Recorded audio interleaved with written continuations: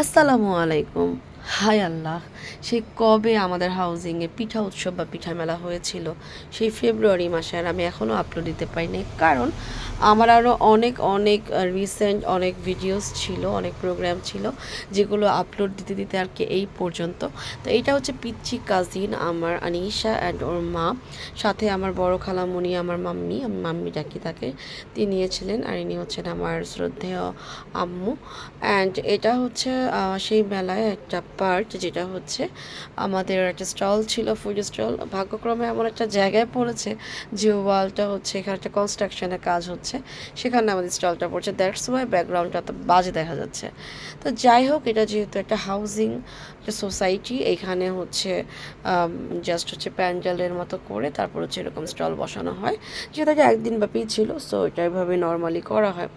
তো আমাদের স্টলটা এখানে ছিল যে মাংস পিঠা ছিল, দুই জায়গায় আমরা তুলেছি, দুইটা বলে। তারপর এখানে ছিল বার্থডে কেক, এটা একটা কিউট কেক ছিল, এটা একটা চকোলেট কেক ছিল। তো সবগুলো হচ্ছে এরকম ভিডিও করার জন্য আর কি, আমি ভিডিও করছিলাম দেখিয়ে দেখিয়ে। আর পাশে ছিল হচ্ছে কাপ কেকস, এগুলো সব আমার হাতে করা।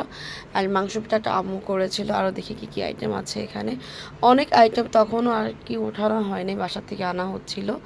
তো অলরেডি হচ্ছে কেক আমার সেল হয়ে গিয়েছে অর্ধেকটা।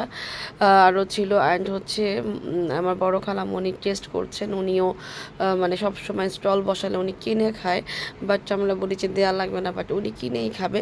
ইভেন আমার সব রিলেটিভস কিন্তু আমরা এক হাউজিংয়ে থাকি, মানে আমার খালাম আমার সাইডে, আমার নানু, ইভেন আমার আম্মুর কাজিনরাও।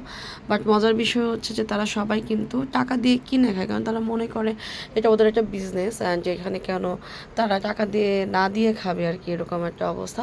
তো যাই হোক, অনেক সময় আমরা অনেক গিফটও দিয়ে দিই, যে রিলেটিভস আফটার অল, তারপর অনেক নেইবার আসে, তাদেরকেও আমরা গিফট করি, কারণ এটা একটা আনন্দ এখানে যে সবারই টাকা দিয়ে এরকম খেতে হবে। হ্যাঁ, যারা কেনার খারা কিনে খাবে, বাট যারা হচ্ছে আত্মীয় তাদের কাছ থেকে নিতে আসলে আমাদের ভালো লাগে না।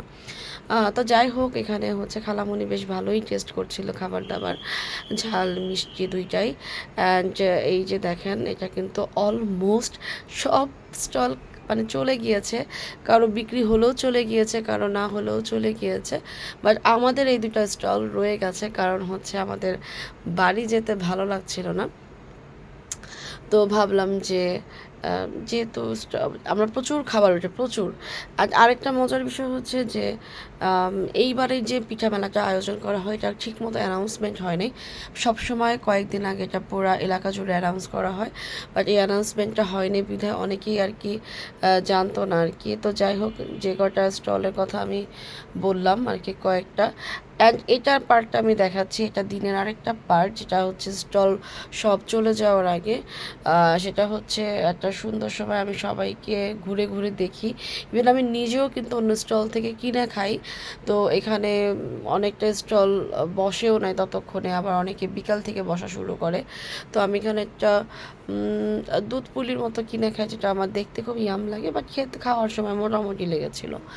তো এখানে আমি বাকি স্টলগুলোও দেখাচ্ছি আপনাদেরকে। সম্ভবত হ্যাঁ, এই যে পিঠাটা আমি খাই দুধে ভেজানো। তো সবগুলো স্টলের পাশাপাশি আমি ঘুরে ঘুরে দেখানোর চেষ্টা করছিলাম যে কেন শুধু আমাদেরটাই দেখাবো, সবারটাই দেখানো উচিত, কারণ সবাই অনেক কষ্ট করেছে, সবাই অনেক সুন্দর সুন্দর জিনিস উঠেছে। দেখেন এই কাপস কেকগুলো কত কিউট। তো এই তো আমাদের এই মেলাটা আপনাদের কেমন লাগলো? প্রত্যেক কিন্তু বছর এটা হয়, অ্যান্ড আমরা ওয়েট করি কবে এটা হবে।